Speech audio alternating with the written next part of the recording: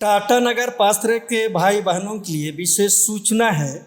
जब से लॉकडाउन लागू है, हम लोग पर्व की आराधना, शुभ शुक्रवार की आराधना एवं रविवारी आराधना ऑनलाइन कर रहे हैं। अतः उन दिनों का दान और लेंट काल का दान स्वेच्छा से प्रेम पूर्वक अपने पास या घरों में सुरक्षित रखें। जब लॉकडाउन खुल जाए तब आप सभी अपने दानों को अपने मंडली के खजांची के पास जमा करें। अपने अपने घरों में सुरक्षित रहें। बाहर निकलते हैं तो मास्क का प्रयोग करें, मास्क पहनें, सैनिटाइजर लगाएं या साबुन से अपने हाथों को भली भांति धोएं और हमेशा स्वस्थ रहें। बहुत बहुत धन्यवाद। आइए हम आराधना आरंभ करें। आप सबों को इस ऑनलाइन आराधना में स्वागत है और सभी अपने इस आराधना में सहभागी हो रहे हैं, इसलिए अपने पास गीत संग्रह और बाइबल साथ में रखें। आइए हम प्रार्थना करें। सर्वशक्तिमान परमेश्वर पिता पुत्र पवित्र आत्मा के नाम से आमीन। परमेश्वर आत्मा है और आवश्यक है कि उसके भजन करने वाले आत्मा और सच्चाई से भजन करें। पवित्रता की शोभा में प्रभु को दंडवत करो। हे सारे पृथ्वी के लोगों, उसके सामने थरथराओ। यहोवा के लिए नया गीत गाओ, क्योंकि उसने आश्चर्य कर्म किए हैं। तुम सत्य को जानोगे और सत्य तुम्हें स्वतंत्र करेगा।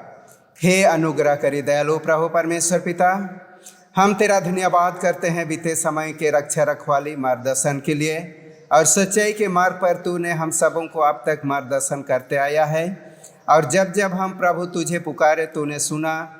हमारे आल और ढाल होकर प्रभु जब तेरे मार्ग से भटकते हैं उस समय भी तू ही हमारा सहारा हुआ। अपने वचनों के द्वारा से हम सबों को संभाला और रात्रि घड़ी में हम सबों की रक्षा रखवाली की। चायन की निद्रा दी और आज किसने भोर नए जीवन में पहुंचाकर अपनी नाम की महिमा के लिए हम सबों को इस समय इस ऑनलाइन आराधना में सहभागी होने में सहायता और अगुवाई की है। इस समय हमारे मन हृदय को तो अगुवाई कर कि हम आत्मा और सच्चाई से तेरी स्तुति आराधना महिमा करें, तेरे वचनों को सुने और तेरे पवित्र इच्छा के अनुसार हम सब जीवन व्यतीत करें, हमारे प्रभु यीशु ख्रिस्ट के द्वारा। आमीन। हम इस समय परमेश्वर की महिमा करते हुए हम गीत गाएंगे। गीत नंबर 228, हिम नंबर 228।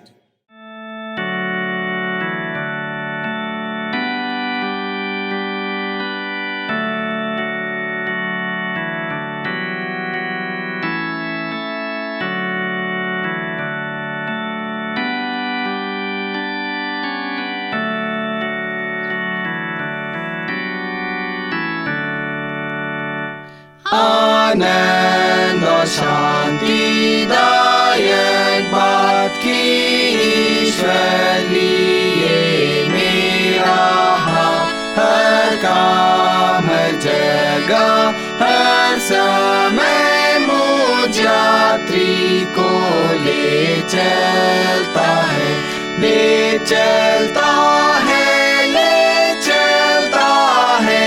माँ मुझको साथ ले चलता है। विश्वास से मैं चलूंगा साथ कि ईश्वर थामता तेरा हाथ। कभी वह बीच अंधेरे में, कभी वह सुंदर बारी में, सुखदाई जल पास आंधी में हाथ से ले चलता है मुझे, ले चलता है, ले चलता है। माँ मुझको साथ ले चलता है। विश्वास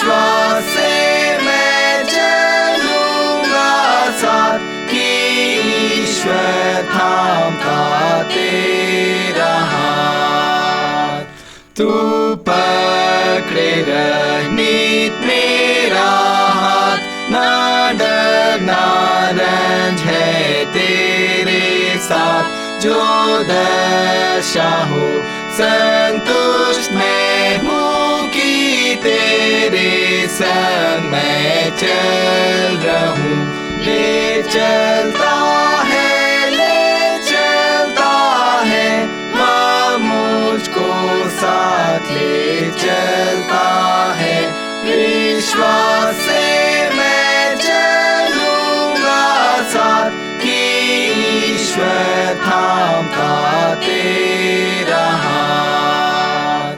और मेरा काम जब पूरा हो, जब छोड़ूंगा इस जगत को, फिर तू ले चलता है मुझे, मैं ना डरूंगा मृत्यु से।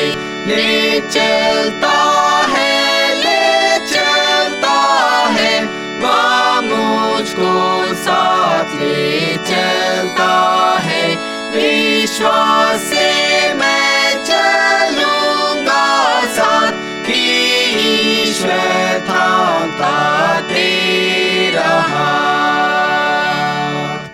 आमीन।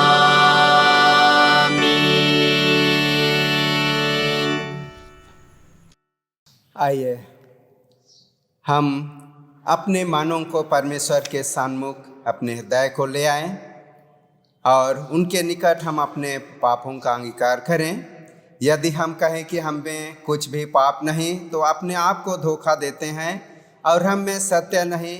यदि हम अपने पापों को मान लें तो हमारे पापों को क्षमा करने और हमें सब अधर्म से शुद्ध करने में विश्वास योग्य और धर्मी है। इसलिए हम सर्वशक्तिमान परमेश्वर के सन्मुख अपने किए हुए पापों को स्मरण करते हुए नम्रतापूर्वक हम अंगीकार करें। प्रभोज के विधि के क्रम संख्या 19 की पाप अंगीकार की प्रार्थना को हम एक साथ कहें। हे सर्वशक्तिमान परमेश्वर, हमारे स्वर्गीय पिता, हमने मन, वचन और कर्म से तेरे विरोध और अपने साथियों के विरोध पाप किया है। हमने अपनी अज्ञानता और दुर्बलता के कारण और जानबूझकर भी बुराई की है और भलाई करने में असफल रहे हैं। इन सब पापों के लिए हम सचमुच खेदित हैं और अंतःकरण से पश्चाताप करते हैं। तेरे पुत्र यीशु ख्रीष्ट ने हमारे लिए अपने प्राण दिए, उसी के कारण हमने जो पाप किए हैं उनको क्षमा कर और यह वर दे कि भविष्य में हम नया जीवन पाकर सदा तेरी सेवा करें, ताकि तेरे पवित्र नाम की महिमा हो। आमीन। सर्वशक्तिमान परमेश्वर उन सबको क्षमा करता है जो अपने साथियों को क्षमा करते सच्चा पश्चाताप करते हैं। वह आप पर दया करे, आपके सब पापों को क्षमा करे, उन सबों को छुटकारा दे, सब भले कामों में आपको स्थिर और सबल करे और शाश्वत जीवन में बनाए रखे। आमीन। परमेश्वर का धन्यवाद हो। इस समय हम प्रभु की प्रार्थना हम एक साथ करें। हे हमारे पिता, तू जो स्वर्ग में है, तेरा नाम पवित्र माना जाए, तेरा राज आए, तेरी इच्छा जैसे स्वर्ग में पूर्ण होती है वैसे पृथ्वी पर भी हो। हमारे दिन भर की रोटी आज हमें दे और हमारे अपराधों को क्षमा कर जैसे हमने भी अपने अपराधियों को क्षमा किया है, और हमें परीक्षा में ना डाल परंतु बुराई से बचा, क्योंकि राज, पराक्रम और महिमा अब और सर्वदा तेरी ही है। आमीन। इस समय हम परमेश्वर का वचन सुनने से पहले हम गीत गाएंगे। गीत नंबर 388 388।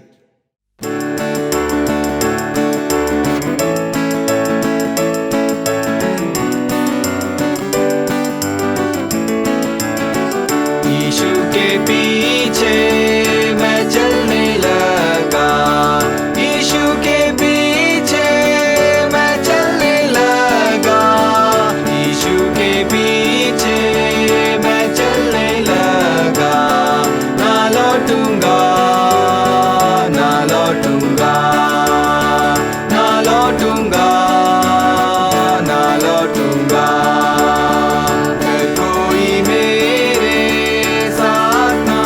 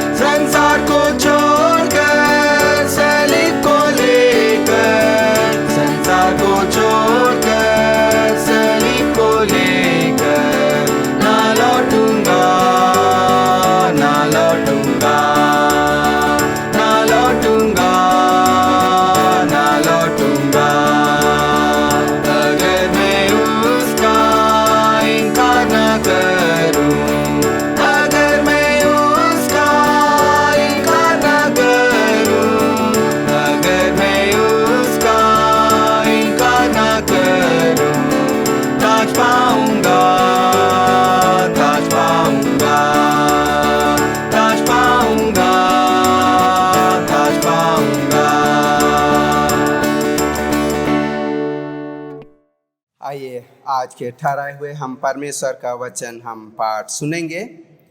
पहला पाठ प्रेरितों के कामों का वर्णन, उसका 6वां अध्याय और उसका 1 से 7 पद तक। प्रेरित 6वां अध्याय 1 से 7 पद तक।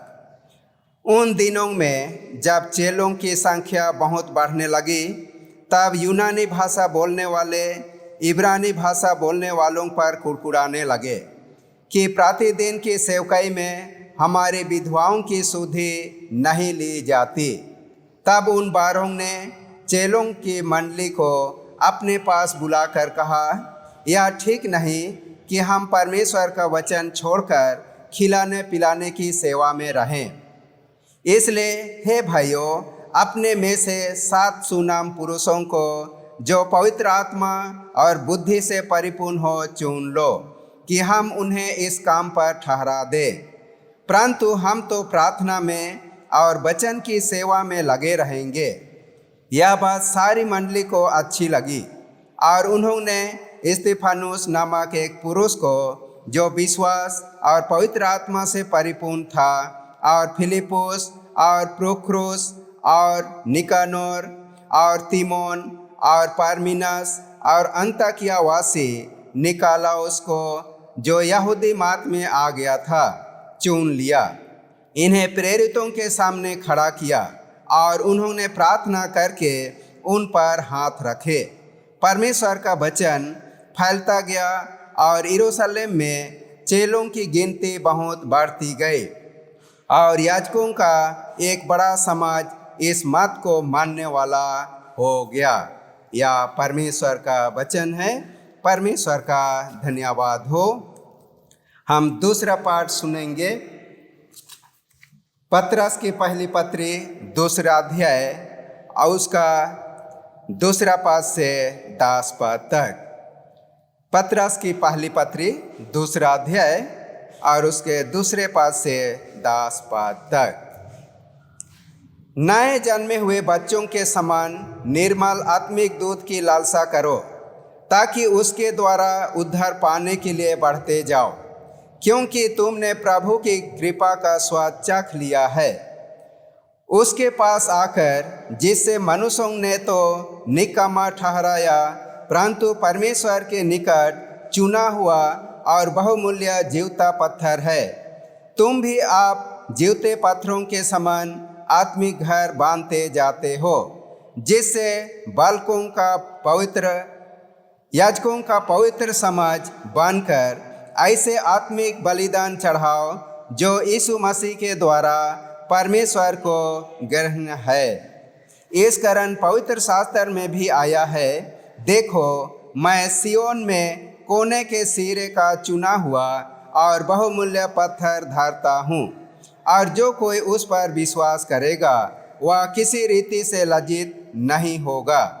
अतः तुम्हारे लिए जो विश्वास करते हो वह तो बहुमूल्य है, पर जो विश्वास नहीं करते उनके लिए जिस पत्थर को राजमिस्त्रियों ने निकम्मा ठहराया था, वही कोने का सिरा हो गया और ठेस लगने का पत्थर और ठोकर खाने की चट्टान हो गया है।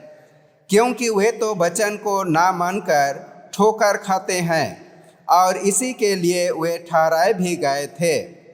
पर तुम एक चुना हुआ वंश और राजपाटधारी याजकों का समाज और पवित्र लोग और परमेश्वर की निज प्रजा हो, इसलिए कि जिसने तुम्हें अंधकार में से अपनी अद्भुत ज्योति में बुलाया है, उसके गुण प्रकट करो।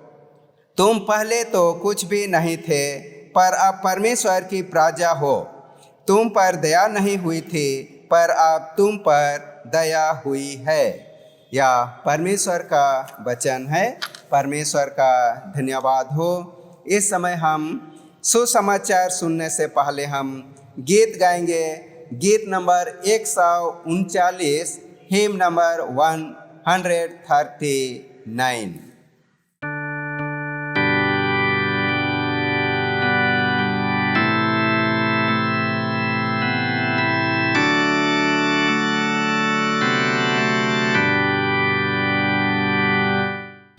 Pagpatawad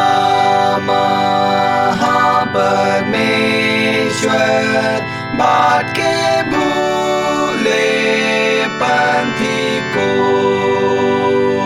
मैं बलहीन हूँ, तू बलवान है, मार्ग में मेरा साथी हो।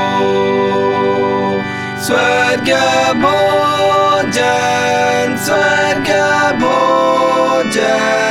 दे मुझ मुक्त के भूखे को। स्वर्ग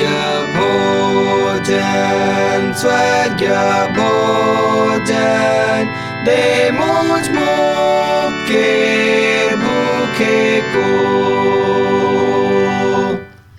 खोल तू देवा कुंडी लोरी, लिख सी जिससे जीवन धार। आग और मेघ का खमसा दे के मुझे यात्रा भर संभाल। प्रबल यीशु हो तू मेरी ढाल तलवार। प्रबल यीशु हो तू मेरी ढाल तलवार। मृत नदी के तीज बाऊं, मैं और का सब मिटा। काल पाताल के है जीतवये, मेरा बेड़ा पार लगा। तेरी स्तुति तब मैं सदा करूँगा। तेरी स्तुति तब मैं सदा करूँगा।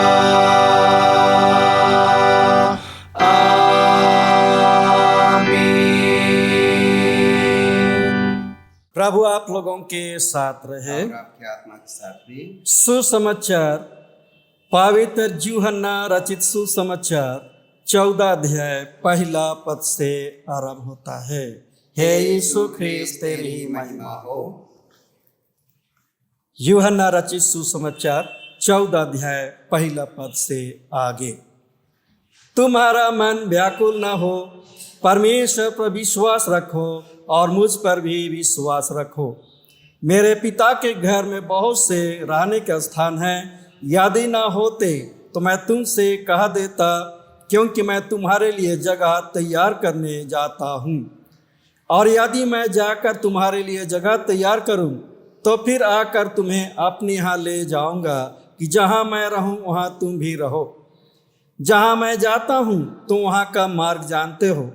थोमा ने उससे कहा, हे प्रभु, हम नहीं जानते कि तू कहाँ जा रहा है, तुम मार्ग कैसे जाने?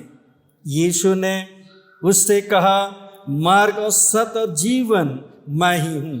बिना मेरे द्वारा कोई पिता के पास नहीं पहुँच सकता।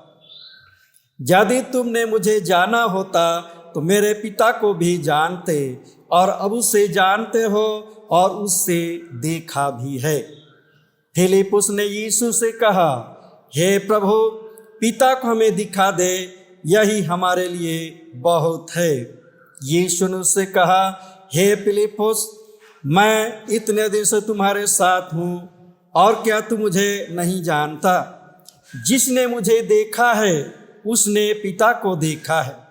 तो क्यों कहता है कि पिता को हमें दिखा?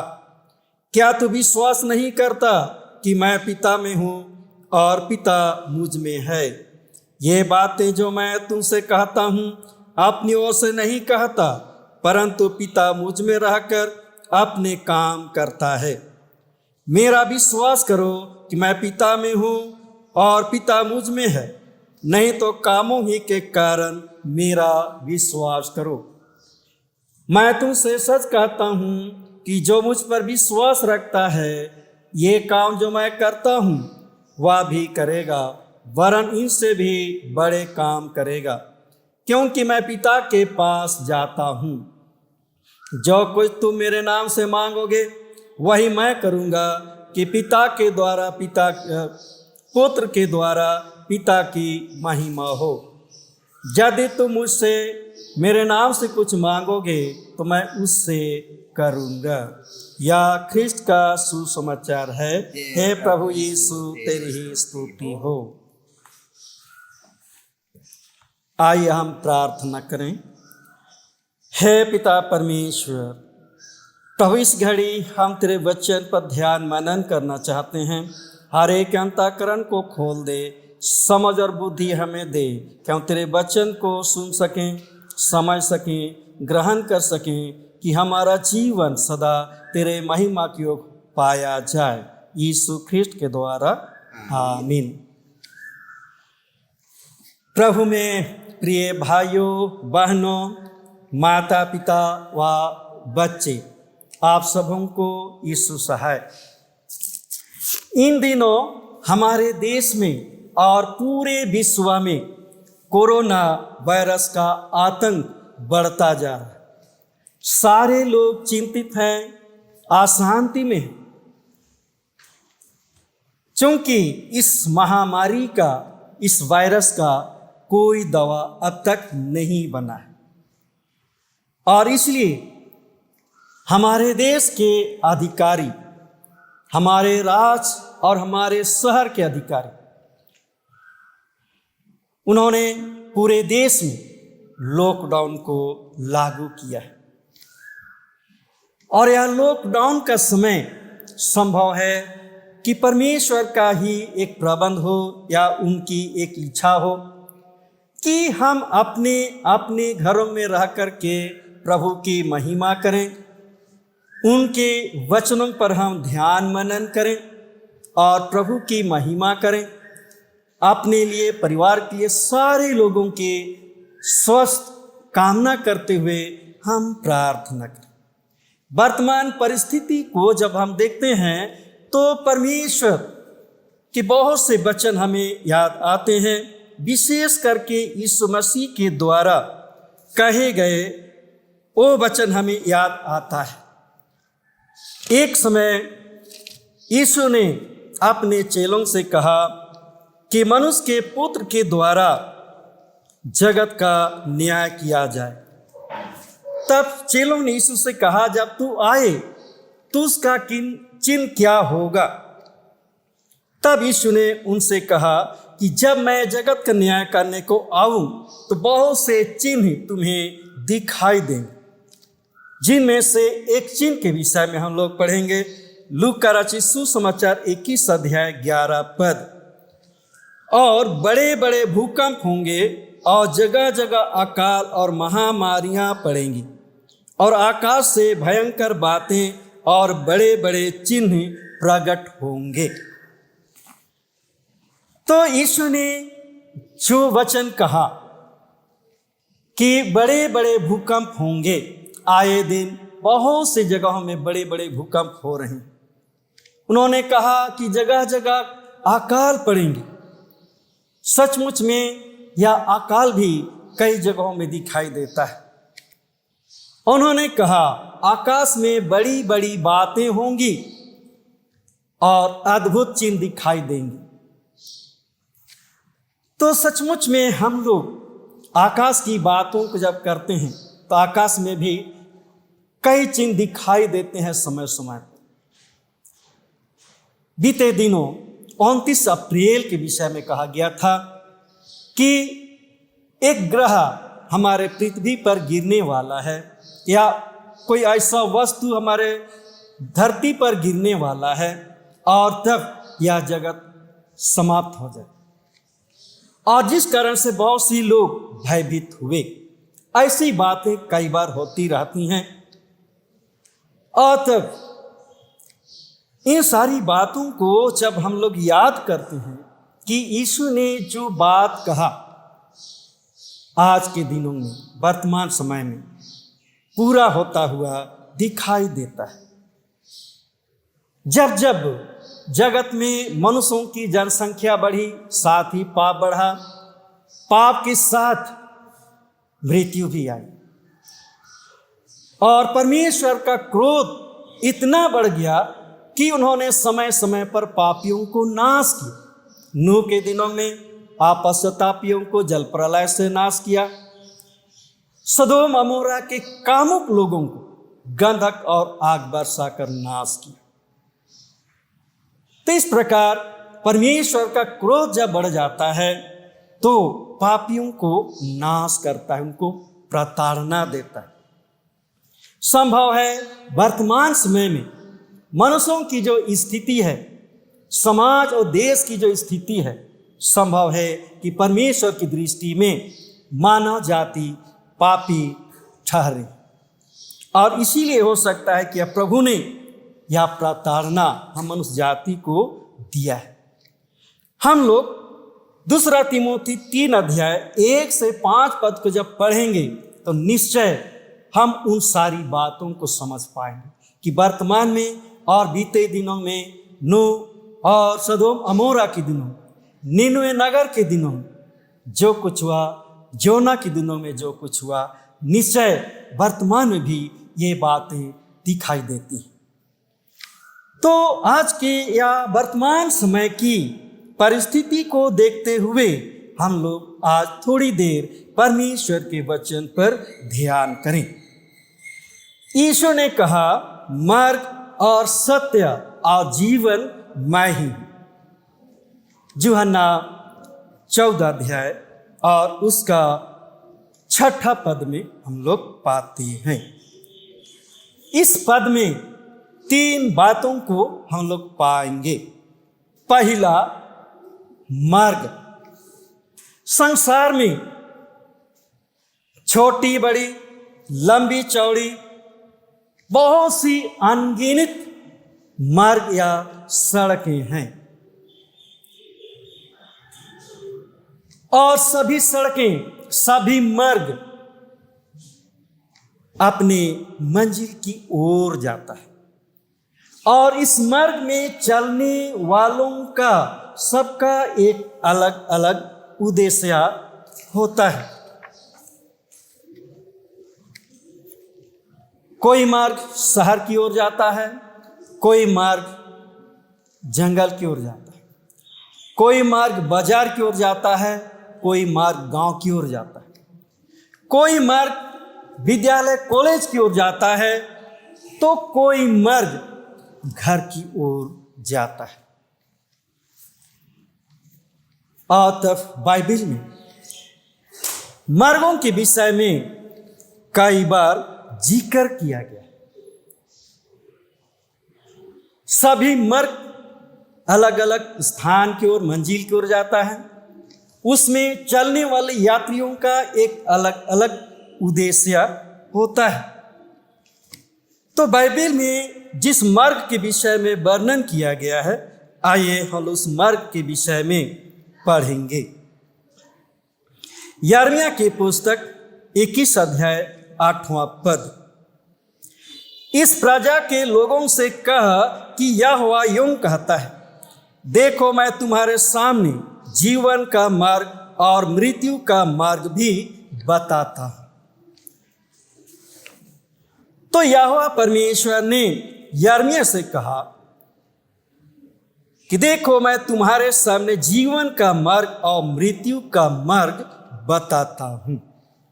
और इस मार्ग के विषय में यीशु मसीह ने और स्पष्ट रूप से कहा, जिसको हम लोग पाएंगे मत्ती रचित सुसमाचार 7वां अध्याय 13 और 14 पद। सकेत फाटक से प्रवेश करो, क्योंकि चौड़ा है वह फाटक और सरल है वह मार्ग जो विनाश को पहुंचाता है, और बहुत से हैं जो उससे प्रवेश करते हैं। क्योंकि सकेत है वह फाटक और कठिन है वह मार्ग जो जीवन को पहुंचाता है, और थोड़े हैं जो उससे पाते हैं। पुराने नियम में जीवन और मृत्यु का वर्णन किया गया है और यीशु मसीह ने उस मार्ग को और कुछ अपने शब्दों में प्रकट किया है। उन्होंने कहा, क्योंकि चौड़ा है वह फाटक और सरल है वह मार्ग जो विनाश को पहुंचाता है, अर्थात नरक की ओर जाने वाला मार्ग है। चौड़ा और सरल मार्ग हम मनुष्य जाति के सांसारिक जीवन की ओर संकेत करता है और सरल और चौड़े मार्ग के लिए मार्गदर्शक की आवश्यकता नहीं होती है। जिस चौड़ा और सरल मार्ग का वर्णन किया गया है, इसमें चलने के लिए और हमें किसी मार्गदर्शक की आवश्यकता नहीं होती है और यह मार्ग सीधे नरक को पहुंचाता है, मृत्यु को पहुंचाता है। और नरक के विषय में बाइबल में हम कई स्थान में पाते हैं। हम लोग उदाहरण के लिए देखेंगे मरकुस रचित सुसमाचार 9वां अध्याय का 44 पद एवं 43 हम पढ़ें। यदि तेरा हाथ तुझे ठोकर खिलाए तो उसे काट डाल, टुंडा होकर जीवन में प्रवेश करना तेरे लिए इससे भला है कि 2 हाथ रहते हुए नरक की आग में डाला जाए, जो कभी बुझने की नहीं, जहां उनका कीड़ा नहीं मरता और आग नहीं बुझती। तो मेरे प्रियो, जो चौड़ा और सरल मार्ग है वह उस स्थान में ले जाता है जहां कष्ट और पीड़ा है, जहां मृत्यु है। और इस मार्ग के विषय में यीशु मसीह कहता है कि इस मार्ग में बहुत अधिक लोग चलते हैं और बहुत अधिक लोग उस मृत्यु लोक में पहुंचेंगे। सचमुच में चौड़ा मार्ग सरल होता है, उसमें चलना अच्छा लगता है और वह मार्ग बहुत ही आनंददायक होता है। अर्थात सांसारिक जीवन बहुत ही आनंददायक होता है जिससे हम त्याग नहीं सकते। दूसरा मार्ग, इसके विषय में यीशु मसीह ने कहा, क्योंकि सकेत है वह फाटक और कठिन वह मार्ग जो जीवन को पहुंचाता और थोड़े हैं जो उससे पाते हैं।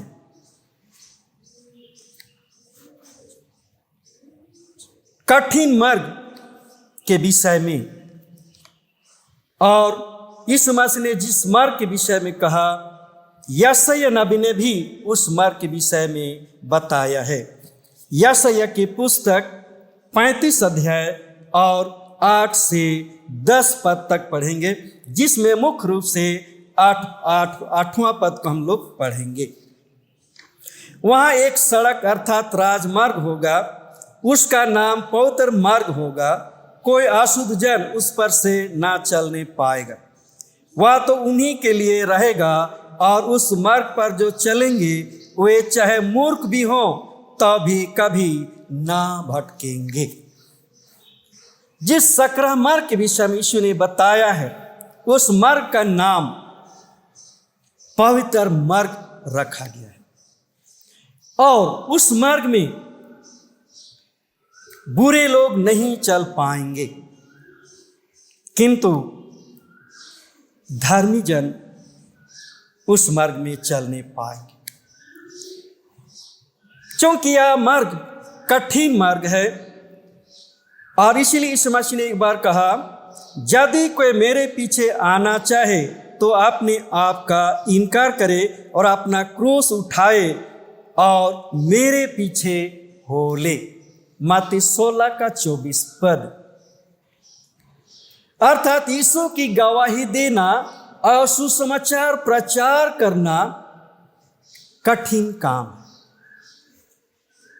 और यह काम करते हुए दुख उठाना सौभाग्य की बात कही गई।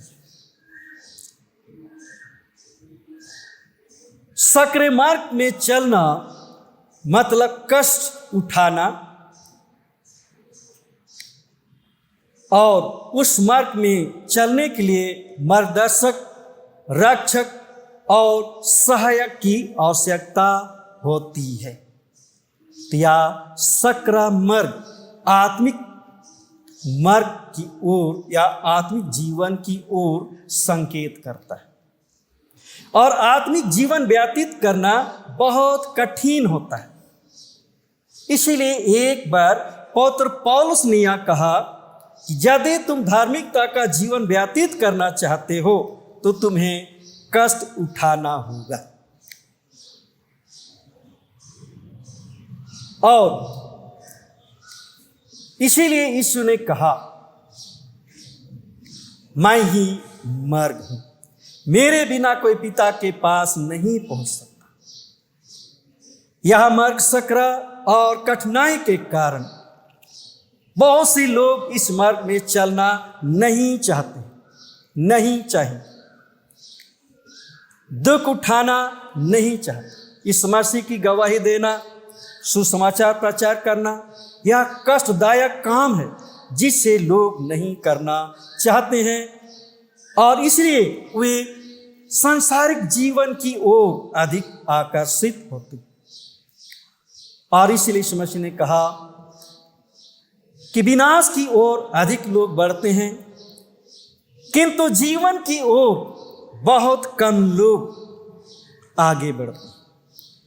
और इस मसीह ने कहा, बुलाए हुए तो बहुत हैं किंतु चुने हुए थोड़े हैं, मत्ती 22:14 पर। तो सचमुच में विनाश की ओर अधिक लोग जाते हैं और जीवन की ओर चुने हुए लोग ही जाते हैं। मेरे प्रियो, यदि जीवन पाना चाहते हैं तो हम सकरा मार्ग को चुनें, और विनाश में जाना चाहते हैं तो हम चौड़ा मार्ग को चुनें। प्रभु हमारी सहायता करे कि हम सही मार्ग को चुनने पाए। दूसरा, सत्य। जिसमें सच्चाई है, जिसमें झूठ नहीं है, वही सत्य है। सत्य या सच्चाई के विषय में बाइबिल में बहुत बार जिक्र किया गया है। किसी व्यक्ति या घटना की सच्चाई को परखने की, जानने की आवश्यकता है, जिसके विषय में व्यवस्था विवरण 13 अध्याय और उसका 12 पद में कहा गया है। व्यवस्था विवरण 13 अध्याय और उसका 12 पद। यदि तेरे किसी नगर के विषय में जिसे तेरा परमेश्वर यहोवा तुझे रहने के लिए देता है, ऐसी बात तेरे सामने आए कि कितने अधम पुरुषों ने तेरे ही बीच में से निकलकर अपने नगर के निवासियों को यह कहकर बहका दिया है कि आओ हम अन्य देवताओं की जिनसे अब तक अनजान रहे उपासना करें। तो पूछताछ करना और खोजना और भली भांति पता लगाना, और यदि यह बात सच हो और कुछ भी संदेह ना रहे कि तेरे बीच में ऐसा घिनौना काम किया जाता है, तो अवश्य उस नगर के निवासियों को तलवार से मार डालना। अर्थात सच्चाई को जानने की आवश्यकता है। किसी व्यक्ति के विषय में, किसी घटना के विषय में सच्चाई को जानने की आवश्यकता है, तभी हम उस पर विश्वास करें। कई बार कई लोग हमारे बीच आते हैं जिनको हम नहीं जानते हैं, और सच्चाई को ना जानते हुए हम उससे घुल मिल जाते हैं। कई बार कई घटनाओं को सुनते हैं, सच्चाई को जाने बिना उस पर हम विश्वास कर लेते हैं, और बाद में मालूम होता है कि यह झूठा है। इसलिए हमें जानने परखने की अति आवश्यकता है। अतः बाइबल में सत्य शब्द का प्रयोग प्रायः ईमानदार, सच्चा और विश्वास योग्य के लिए किया गया है। उत्पत्ति 24 अध्याय 49 पद में अब्राहम के दास लाजर, जो अब्राहम के पुत्र इसहाक के लिए दुल्हन और एक रिश्ते का बात लेकर को गया था, और तब यह ईमानदारी लाजर में पाया गया। इसी तरह परमेश्वर भी हमें परखता है कि हम परमेश्वर से प्रेम करते हैं, हमारा प्रेम परमेश्वर के प्रति कितना सच्चा है, जिसको हम लोग व्यवस्था विवरण 13 अध्याय और उसका 3 से आगे पाते हैं कि परमेश्वर हमसे जानना चाहता है कि उनसे कितना प्रेम करते हैं। संसार में कई ईश्वर हैं, जितनी जाति उतनी धर्म, जितने धर्म उतने ईश्वर। हमें उन ईश्वरों के विषय में भी सच्चाई को जानने की आवश्यकता है। इसीलिए पवित्र याकूब अपनी पहली पत्री 4 अध्याय 1 से 6 पद में कहता है कि आत्माओं को परखो। अतः हमें सच्चा परमेश्वर को जानने की आवश्यकता है। इस मसीह के विषय में पवित्र याकूब यही कहता है कि इस मसीह में सच्चाई है, चूंकि वह मुर्दों में से जिलाया गया। और यह याकूब उस जीवित प्रभु के साथ अपना जीवन व्यतीत किया, उनके वचन को सुना, उनके कामों को देखा और जीवित प्रभु का अपनी आंखों से देखा। और इसलिए याकूब उनकी सच्चाई को बताता है कि मुर्दों में से जिलाया गया है, इसलिए उसमें कोई झूठ नहीं, किंतु वह सच्चा ईश्वर है। बहुत से ईश्वर जगत में मानव अवतार लेकर आए, किंतु वे मर मिटे। उनके जन्म के विषय में, उनके काम के विषय में, मृत्यु पुनरुत्थान के विषय में हम नहीं जानते कि उनके विषय में भविष्यवाणी हुई थी या नहीं हुई थी। उनकी क्या सच्चाई है हम नहीं जानते, लेकिन इस मसीह के विषय में भली भांति जानते हैं कि इस मसीह के जन्म लेने से पहले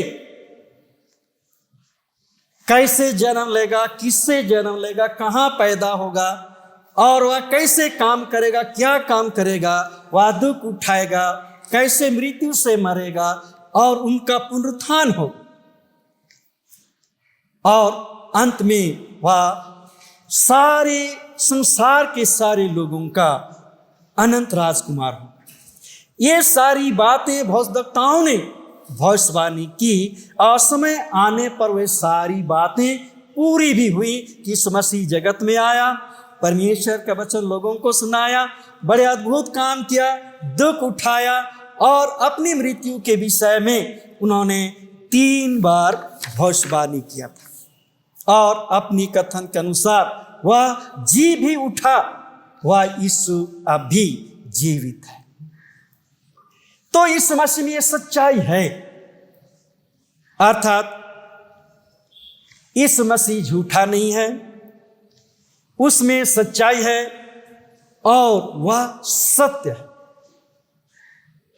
पवित्र पौलुस भी इसकी गवाही देता है, जिसको हम लोग कुलोसियों की पत्री और उसका पहला अध्याय और 15 से 18 पद जब पढ़ते हैं तो पवित्र पौलुस ने जीवित प्रभु की सच्चाई को उन्होंने जैसा कहा हम पढ़ते हैं, वह तो अदृश्य परमेश्वर का प्रतिरूप और सारी सृष्टि में पहला उठा है, क्योंकि उसी में सारी वस्तुओं की सृष्टि हुई, स्वर्ग की हो अथवा पृथ्वी की, देखी या अनदेखी, क्या सिंहासन, क्या प्रभुताएं, क्या प्रधानताएं, क्या अधिकार, सारी वस्तुएं उसी के द्वारा अर्थात यीशु के द्वारा और यीशु के लिए ही सृजी गई।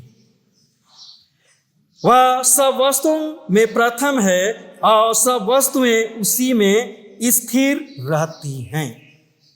मेरे प्रियो, यीशु में सच्चाई है और इसलिए यीशु मसीह ने कहा सत्य मैं हूं। तीसरा, जीवन। हम मनुष्य के जीवन को दो भाग में बांटते हैं, भौतिक जीवन और आत्मिक जीवन। जीवन के साथ मृत्यु भी है। जीवन का स्रोत परमेश्वर ही है। जीवन और मृत्यु का नियंत्रण परमेश्वर के हाथ में है। हम लोग मत्ती रचित सुसमाचार 10 अध्याय 26 से 28 पढ़ेंगे। इसलिए मनुष्यों से मत डरना, क्योंकि कुछ ढांका नहीं जो खोला ना जाएगा, और ना कुछ छिपा है जो जाना ना जाएगा। जो मैं तुमसे अंधियारे में कहता हूँ उसे तुम उजाले में कहो, और जो कानों कान सुनते हो उसे छतों पर से प्रचार करो। जो शरीर को घात करते हैं पर आत्मा को घात नहीं कर सकते, उनसे मत डरना, पर उसी से डरो जो आत्मा और शरीर दोनों को नष्ट कर सकता है। परमेश्वर हमारे जीवन को, हमारे शरीर को, हमारी आत्मा को नष्ट कर सकता है, किंतु हमें परमेश्वर से ही भय रखना है। इसीलिए कहा गया कि जीवन, मनुष्य का जीवन और मृत्यु परमेश्वर के हाथ में है। और पिता परमेश्वर ने अपने पुत्र को न्याय करने और दंड देने का भी अधिकार दिया है, जिसको लोग पाएंगे यूहन्ना 5 अध्याय 27 से 29 पद में। यीशु को यह भी अधिकार दिया है कि अपने आप में जीवन रखे। यीशु अपने आप में जीवन रखे, यूहन्ना 5 का 26 पद में पाते हैं। और कई बार यीशु ने कहा जीवन मैं हूं, अर्थात यीशु मसीह में जीवन है और पिता परमेश्वर उनको अपना जीवन रखने का अधिकार दिया है। सारी मानव जाति का न्याय करने का, उनको दंड देने का अधिकार इस मसीह को दिया है। और इस मसीह में वह जीवन है और वह जीवन हमें देता है। मनुष्य को भौतिक जीवन में जीने के लिए रोटी और भोजन की आवश्यकता होती है, और इसलिए मनुष्य परिश्रम करता है कि वह और अपने परिवार के लोग जीवित रहें। एक बार यीशु मसीह ने कहा कि तुम क्यों नाशवान वस्तु के लिए, भोजन के लिए परिश्रम करते हो। यशायाह नबी ने भी कहा कि क्यों नाशवान भोजन के लिए पैसा लगाते, रुपया लगाते।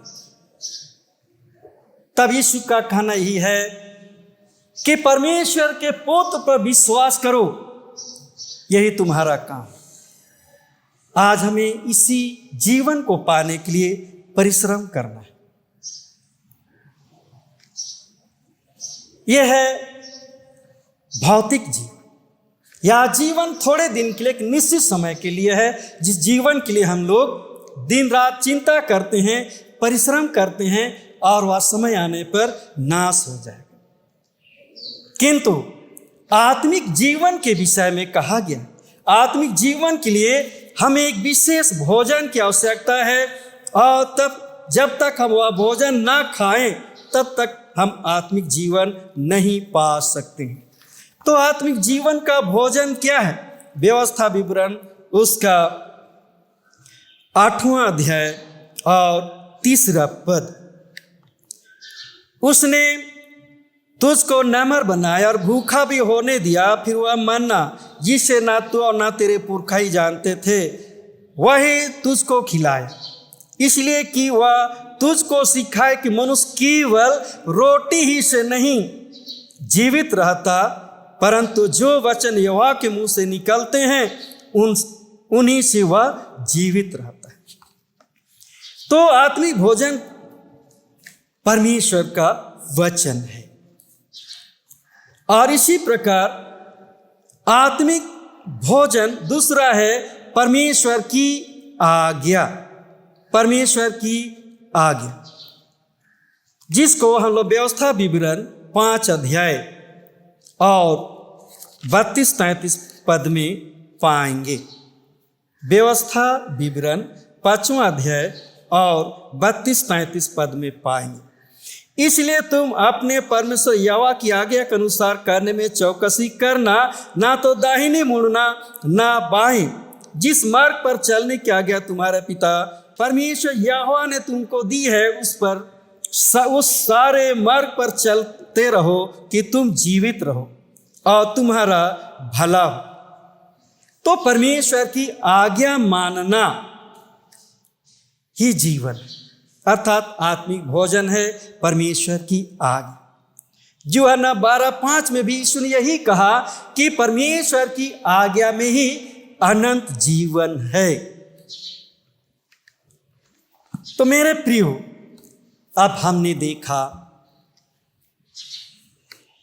जीवन, भौतिक जीवन रोटी या भोजन में निहित है, आश्रित, किंतु आत्मिक जीवन परमेश्वर के वचन और उनकी आज्ञा पर आश्रित। इसलिए हमें परमेश्वर के वचन को गहराई से जानने की आवश्यकता है, अपने मन हृदय में ग्रहण करने की आवश्यकता है और साथ ही परमेश्वर के आज्ञा के अनुरूप जीवन व्यतीत करने की आवश्यकता है, परमेश्वर की आज्ञाओं को पालन करने की आवश्यकता है, और तभी हम आत्मिक जीवन अर्थात अनंत जीवन पाएंगे। अतः यीशु हम स्वर्गीय यात्रियों के लिए मार्ग और सत्य और जीवन है। हमारी यात्रा का एकमात्र उद्देश्य है अनंत जीवन में पहुंचना, जहां पिता, पुत्र और पवित्र आत्मा विराजमान है। वहां ना मृत्यु है, ना शोक है, ना भूख है, ना प्यास है, ना धूप है और ना तपन, ना रोना है, ना शोक है। पिता के राज, परमेश्वर की राज, सदा का आनंद है। अतः हम विश्वासी उस आनंदित जीवन को पाना चाहते, अनंत जीवन में पहुंचना चाहते, और इसके लिए पिता परमेश्वर ने उत्तम प्रबंध किया है। इसलिए आइए हम परमेश्वर का धन्यवाद करें कि उसने अपने पुत्र यीशु को जगत में भेजा और जिसके द्वारा उन्होंने स्वर्ग राज का मार्ग का फाटक खोल दिया है। इसलिए हमें अपनी इस यात्रा को यीशु मसीह में आरंभ करना है, यीशु मसीह के साथ चलना है और यीशु मसीह में ही अंत करना है, क्योंकि यीशु मसीह ने कहा, मार्ग, सत्य और जीवन मैं ही हूं। मार्ग, सत्य और जीवन यीशु ही है। इसलिए हम सभी यीशु के साथ अपनी यात्रा का अंत करें, उनकी संगति में पहुंचें, परमेश्वर की राज में सदा का आनंद पाएं, क्योंकि हम एक एक विश्वासी परमेश्वर की राज के लिए चुने हुए लोग, वारिसदार हैं, परमेश्वर की संतान हैं। इसलिए हम यीशु मसीह के साथ परमेश्वर के राज में प्रवेश करें और हम सदा प्रभु के साथ बने रहें। प्रभु आप सबों को आशीष दे। पिता परमेश्वर तेरा धन्यवाद करते हैं, तूने अपने पुत्र यीशु मसीह को जगत में भेजा। आप प्रभु अपने स्वर्गीय मार्ग का द्वार उसके द्वारा खोल दिया है। आप प्रभु तूने हम सबों की आशा का जीवन दिया है कि प्रभु यीशु के द्वारा हम तेरे राज में पहुंचते हैं। तू हमारी सहायता और अगुवाई कर कि प्रभु यीशु के साथ अपने जीवन यात्रा को आरंभ करें, चलें और उसके साथ अंत भी करें, यीशु ख्रिस्ट के द्वारा, आमीन। इस समय प्रभु की महिमा करते हुए गीत गाएंगे 368।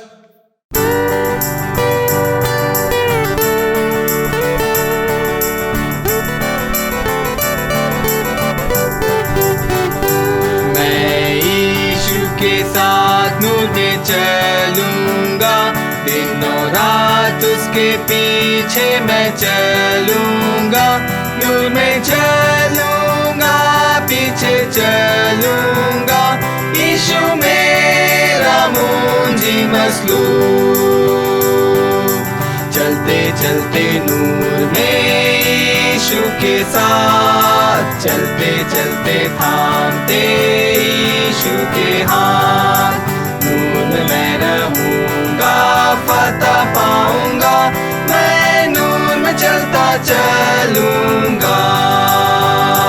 मैं यीशु के साथ नूर में चलूंगा, ओ अंधेरी रात में न डरूंगा, पैर उठाऊंगा, दिल से गाऊंगा, यीशु मेरा मुंजी मसलूब।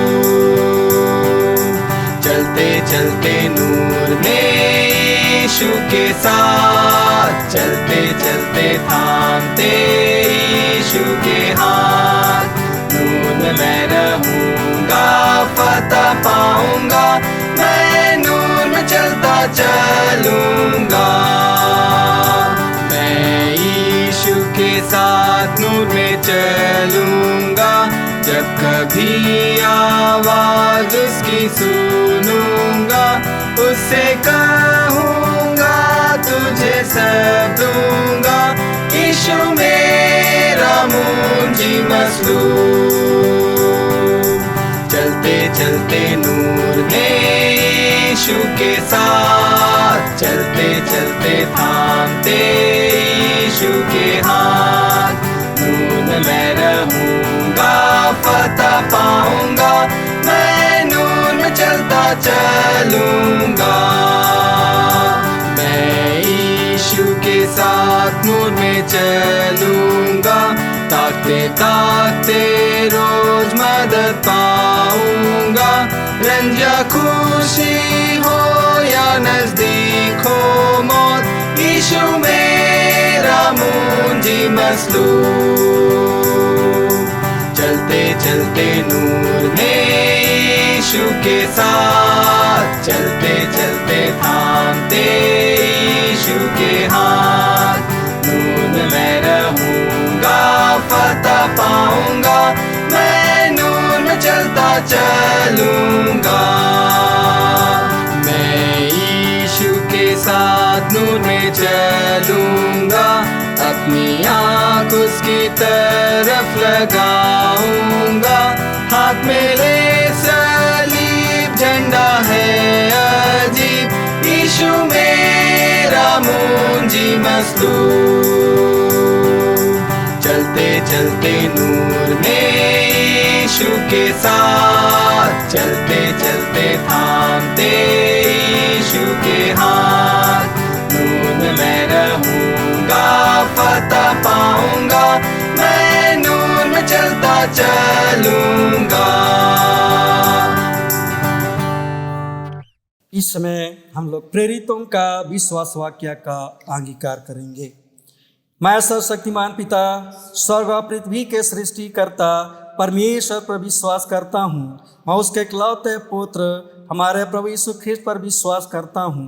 वह पवित्र आत्मा के सामर्थ घर में आया और कुंवारी मरियम से जन्मा। उसने पोंस पिलातुस के शासन में दुख भोगा। वह क्रूस पर चढ़ाया गया, मारा और गाड़ा गया और मृतकों के लोक में उतरा। तीसरे दिन वह जी उठा, वह स्वर्ग पर चढ़ गया और पिता की दाहिनी ओर विराजमान है। वह जीवितों और मृतकों को न्याय करने को फिर आएगा। मैं पवित्र आत्मा पर, पवित्र कैथोलिक कलीसिया पर, संतों की संगति, पापों की क्षमा, देह के पुनरुत्थान और अनंत जीवन पर विश्वास करता हूँ। आमीन। प्रभु आप सबों के साथ रहे। आइए हम प्रार्थना करें। पुनरुत्थान पर्व के पश्चात चौथा प्रभु आहार, इस प्रार्थना को लोग चढ़ाएंगे। हे सर्वशक्तिमान परमेश्वर, सच्चाई से तुझको जानना ही अनंत जीवन है। हम यह वार दे के तेरे पुत्र प्रभु यीशु ख्रिस्ट को मार्ग और सत्य जीवन के रूप में स्पष्ट रीति से जाने, ताकि हम विश्वास के साथ उस मार्ग में आगे बढ़ें जो अनंत जीवन की ओर ले जाता है। उसी के द्वारा जो तेरे और पवित्र आत्मा के साथ एक परमेश्वर अब और सदा जीता और राज करता है। आमीन। आज मातृ दिवस है, हम प्रार्थना करें। हे पिता परमेश्वर, तूने सृष्टि के आरंभ में परिवार बनाया, पति पत्नी का जीवन को आरंभ किया। प्रभु, हवा के द्वारा संतान उत्पन्न करने के कारण प्रभु तूने उनको माता घोषित किया। हमारे उद्धारकर्ता यीशु मसीह के माता को भी तूने उनके कारण से उत्तम ठहराया है।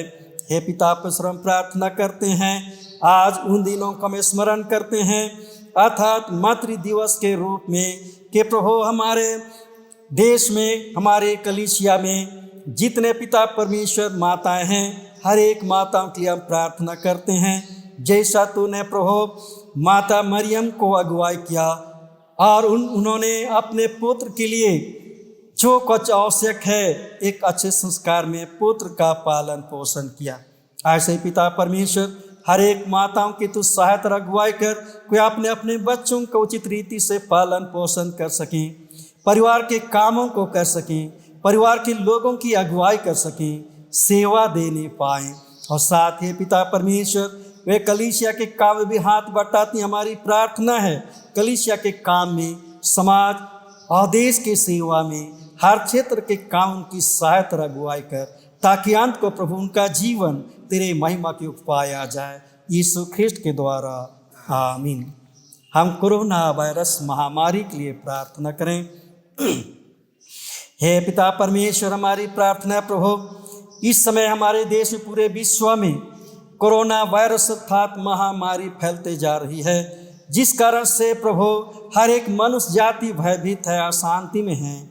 हमारी प्रार्थना सबों को तो शांति दे, जो संक्रमित है उनको तो चंगाई जीवन दे, उनकी सेवा में लगे हुए डॉक्टरों, नर्सों, वैद्यों की तो सहायता कर, ताकि प्रभु ऐसे लोग तुझसे स्वतंत्र चंगाई जीवन को पाएं। तेरा धन्यवाद कर तेरी गवाही दें। इसी के साथ जितने प्रभु अन्य बीमारी में पड़े हुए उनको भी हम तेरे पुत्र हाथ में समर्पित करते हैं। तू सबको चंगा कर, चूंकि तू चंगाई देने वाला परमेश्वर है। हे पिता परमेश्वर, हमारी प्रार्थना है, इस कोरोना वायरस को अपनी इच्छा अनुसार तुन्हें नाश कर, और प्रभु जितने शैतान दुष्ट आत्मा के काम उनको बंद कर, और इस तरह से प्रभु यह महामारी तेरी इच्छा से समाप्त हो और अंत हर एक मनुष्य जाति आनंद और शांति का जीवन पाए।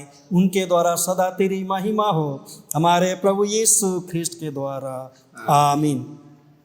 हे पिता परमेश्वर, धन्यवाद देते हैं, रात भर तूने हमारी रक्षा रखवाल की है, आज की सुबह और आज के दिन हमें देखने दिया है। प्रार्थना प्रभु पूरे दिन भर हम सबों का अपनी सुरक्षा में रख, हाजों की दुर्घटनाओं से, शैतान की परीक्षाओं से, रोग बीमारी, अचानक मृत्यु से हमारी रखवाली कर। दिन भर के काम में तो हमारी सहायता कर, हम स्वस्थ रहें और प्रभु सुरक्षित रहें, आनंद के साथ आज के दिन को बिताएं। प्रार्थना है बच्चों के लिए, तो अपने ज्ञान और बुद्धि से परिपूर्ण कर, अपने डर और भय में, अपने प्रेम में बढ़ा, कि समय के पूर्णता में वे तेरे योग दास दासी होने पाए, उनके द्वारा तेरी इच्छा, तेरे कामों को पूरा किया जा सके। बुजुर्ग जनों के लिए हम प्रार्थना कर, तू उनको संभाल, हर एक को तू स्वस्थ जीवन दे, कि उनके द्वारा तेरी महिमा होने पाए। हे पिता परमेश्वर, हर एक जरूरतमंद लोगों की तू सहायता कर, भूखे हैं उनके लिए भोजन का व्यवस्था तू ही कर, प्यासे हैं जल का व्यवस्था तू ही कर, नंगे हैं उनके लिए वस्त्र का व्यवस्था तू ही कर, और इस तरह से प्रभु सारी मानव जाति तेरी सुरक्षा में रहें, सुरक्षित रहें। हमारे देश के अधिकारियों की तू सहायता कर, राष्ट्रपति, प्रधानमंत्री, इस राज्य के राज्यपाल, मुख्यमंत्री, हमारे शहर के जितने प्रभु अधिकारीगण हैं, डीसी, एसपी, उनके अधीन सारे कर्मचारी, हर एक मंत्रियों को तू सहायता कर, वे देश की भलाई के लिए सोचें, विचारें, काम करें, उनके भले काम से लोगों को शांति और अमन चैन का जीवन मिले, हमारे प्रभु यीशु ख्रिस्ट के द्वारा, आमीन। हे पिता परमेश्वर, हमारी कलीसिया पर दया दृष्टि उड़े, हर एक विश्वासी भाई बहनों के विश्वास को स्थिर और दृढ़ कर, उनके द्वारा सदा तेरी महिमा हो। कलीसिया के अगुओं की तू सहायता करके तेरे लोगों की उचित अगुवाई कर सकें, उनकी अगुवाई में कलीसिया उन्नति पाए, हर एक आत्माओं को तेरे पास लाया जा सके। और हे पिता परमेश्वर, हर एक प्रचार करने वालों के लिए हम प्रार्थना करते हैं, तेरी सहायता हर एक लोगों को तेरा वचन सुनाने सकें, जहाँ नहीं पहुँचा वहाँ तक पहुँचाया जा सके, लोग तुझको जानने पाए, अंत को हर एक का उद्धार हो, यीशु ख्रिस्ट के द्वारा। आमीन। अब सर्वशक्तिमान परमेश्वर पिता, पुत्र, पवित्र आत्मा की आशीष सब पर हो और आप सबों के साथ सदा सर्वदा रहे। आमीन। सबको यीशु सहाय।